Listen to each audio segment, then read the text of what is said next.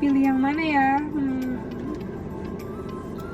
Put, please detail, lu harus kasih tahu pendapat lu. Pilih yang mana? Bingung banget. Ini kayaknya lebih bagus deh, karena warnanya bagus. Kenapa sih lu ngomongnya jadi kayak gitu? Kal, kan kamu udah baca nih buku aku. Kasih dong masukan, kritik, saran apa yang kurang gitu dari tulisan aku. Kalau menurut aku itu tuh udah bagus banget, Put. Cuma isinya tuh kayak kurang didetailin gitu deh, Put. Mungkin didetailin aja deh. Kamu kenapa sih tutup tangan gini? Buka deh. Yo, assalamualaikum warahmatullahi wabarakatuh. Siapa yang pernah kayak tadi? Pasti ada lah ya kamu atau teman kamu yang pernah ngomong ditutup-tutupin atau ditahan-tahan karena kamu ngerasa mulut kamu itu bau. Bener banget, jadi awkward banget gak sih, Put, kalau misalnya kita ngalamin sesuatu yang kayak gitu. Nah, jadi sekarang kita mau bahas tentang ini, tentang bau mulut. Apa sih itu bau mulut dan kenapa bisa terjadi dan bagaimana cara menghilangkannya? Jadi, bau mulut ini adalah suatu yang umum terjadi.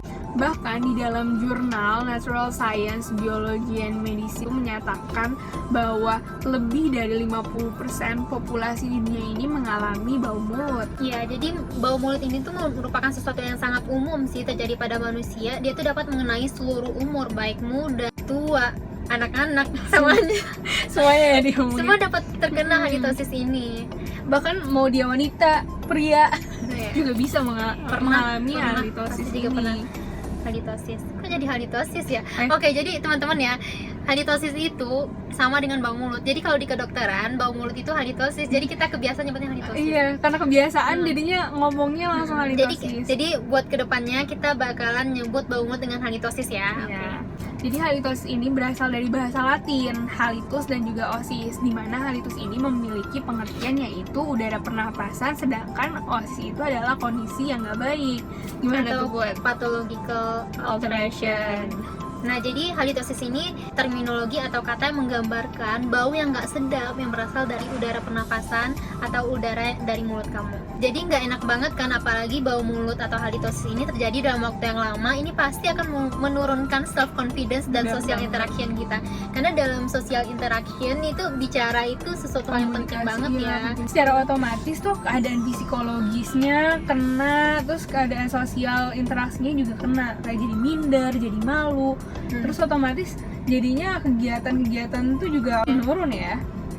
So, sekarang kenapa sih bisa ada halitosis? Penyebabnya apa? Kalau di kedokteran gigi namanya etiologi atau penyebab dari adanya bau di dalam mulut kita. Jadi penyebab bau dalam mulut itu berasal dari volatile sulfur compound dan juga volatile apa pun? Aromatic compounds. Nah, Jadi suatu senyawa yang menyebabkan bau. Jadi kalau senyawa ini ada di mulut kita jadi bau. Nah, sekarang senyawa ini tuh dari mana sih berasal? Nah, senyawa ini berasal dari bakteri. contoh bakterinya Fusobacterium, Prevotella intermedia, terus Bacteroides dan bakteri lainnya, di mana bakteri ini termasuk bakteri-bakteri anaerob. Dan bakteri ini akan memproduksi senyawa-senyawa tadi. Senyawa tadi inilah menyebabkan bau. Nah, secara simpel, sumber dari bau mulut ini tuh diklasifikasikan menjadi 3. Yang pertama, oral. Oral itu sama dengan mulut ya. Oral, non-oral, dan penyebab lain. Jadi penyebab yang pertama itu ada yang bersumber dari rongga mulut itu sendiri atau yang tadi dikatakan oleh Putri yaitu intraoral. Contohnya itu seperti karies, gigi berlubang, ya Put ya. Iya. Terus kayak penyakit-penyakit seperti gingivitis. Apa sih gingivitis ini, Put? Inflamasi pada gusi kamu. Ya, peradangan pada gusi. Ada juga periodontitis. Kalau ini lebih bermasalah lagi karena sudah menyebar ke bagian tulang. Terus selain itu juga bisa karena penempelan dari atau retensi dari sisa-sisa makanan. Makanya kita harus menggosok gigi pada pagi dan juga pada malam hari sebelum kita tidur. 90% penelitian mengatakan memang sumber dari bau mulut itu Berasal dari mulut. rongga mulut itu Kenapa sendiri. sih? Kenapa gitu kan? Karena mulut kita ini suhunya itu bisa mencapai 37 derajat Celcius dan kelembapannya itu dapat mencapai 96 derajat Celcius. Yang mana keadaan ini tuh akan sangat disukai oleh bakteri atau sangat baik untuk perkembangan bakteri. Makanya di rongga mulut kita itu banyak banget bakteri daripada di tempat-tempat lain. Bahkan tubuh ada kita. 500 spesies ya. Iya, dalam lebih dari rongga 500 spesies bakteri itu ada di rongga mulut kita. Nah, jadi bayangkan bakteri-bakteri itu tuh memproduksi sulfur tadi yang menyebabkan bau mulut. Nih, apalagi kalau kita nggak menjaga oral hygiene atau kebersihan mulut kita, otomatis jumlah bakteri akan makin banyak dong. bakteri yang jahat juga malah makin meningkat. Iya, jadi bakteri-bakteri ini akan memproduksi tambah banyak lagi sulfur compounds tadi, sehingga bau mulut kita menjadi makin Parah. Bisa juga karena serostomia atau mulutnya kering. serostomia itu berkurangnya aliran Air air liur. liur ya. Nah, jadi kalau air liur kita alirannya berkurang, otomatis mulut kita menjadi kering. Kalau mulut kita kering, bakteri itu akan lebih cepat tumbuhnya. Jadi balik lagi, bakteri bakalan lebih banyak lagi timbulnya. Terus bisa juga karena GTP nih, Gigi tiruan. tiruan. Itu juga harus dijaga kebersihannya. Karena kalau misalnya nggak dijaga kebersihannya, dia juga bisa retensi atau menempelnya sisa-sisa makanan di gigi dan juga gigi tiruannya. Jadi kesimpulannya untuk penyebab dari rongga mulut itu sendiri yaitu yang pertama food infection atau penempelan dari sisa-sisa makanan pada gigi kita. Yang kedua yaitu seperti penyakit-penyakit gingivitis dan juga periodontitis. Terus ada serostomia tadi, penurunan air liur ini bisa karena konsumsi obat-obatan seperti diuretik, Diuretics, antidepresan, antihipertensi. Nah, itu tuh menurunkan aliran Air air liur liur. kamu. Makanya kalau kamu yang termasuk aliran air liurnya itu kurang, kamu harus sering-sering minum. Jadi itu juga akan menurunkan pertumbuhan bakteri. Dan banyak minum membuat rongga mulut kita suasananya normal ya Put ya, bagus banget. Segar gitu. Terus misalnya juga sariawan itu juga menyebabkan bau mulut. Yang kedua nih, yang berasal dari Non-mulut ekstra oral atau atau- non mulut. Mungkin ini tuh bagi kalian yang ngerasa mulut gue udah bersih loh, gue udah sering kok sikat gigi tapi kok masih bau mulut.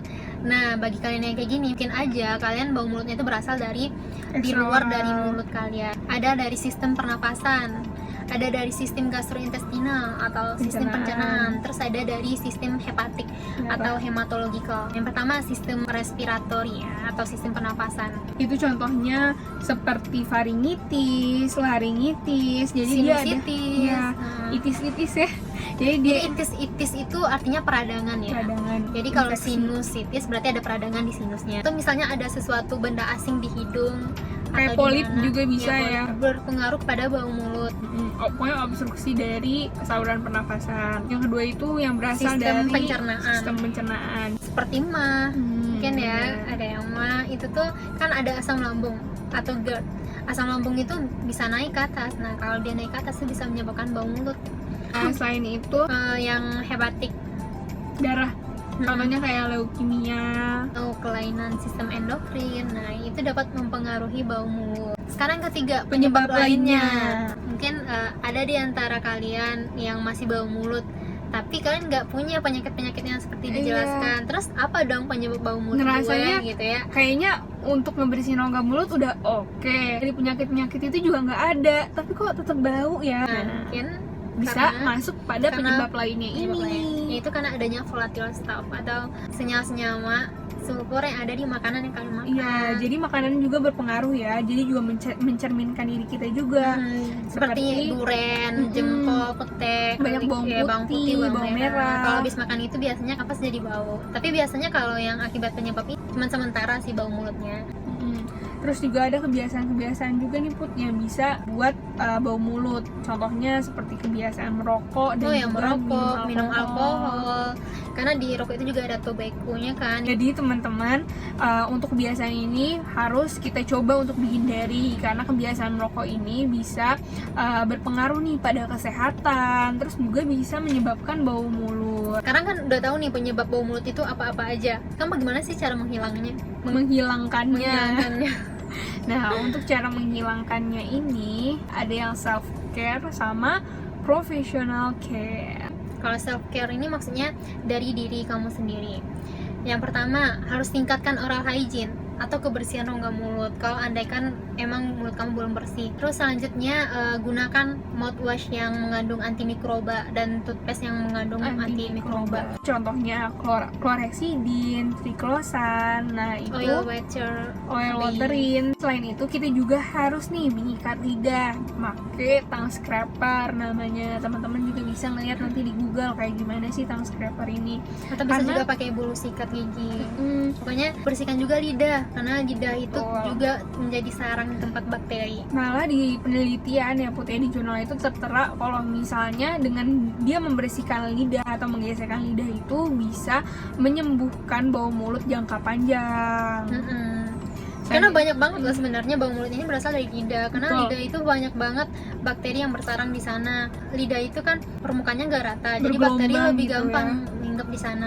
Terus selain itu kita juga bisa nih dengan mengunyah permen karet. Dengan mengunyah permen karet, produksi air liur juga jadi meningkat. Terus dia juga bisa menghilangkan bau mulut yang sementara. Karet itu dia mengandung sinitol. Sinitol itu untuk menyegarkan mulut. Selanjutnya nih, misalkan kalau udah dilakukan ini tapi masih belum hilang halitosisnya atau bau mulutnya, bisa pergi ke profesional atau ke dokter gigi.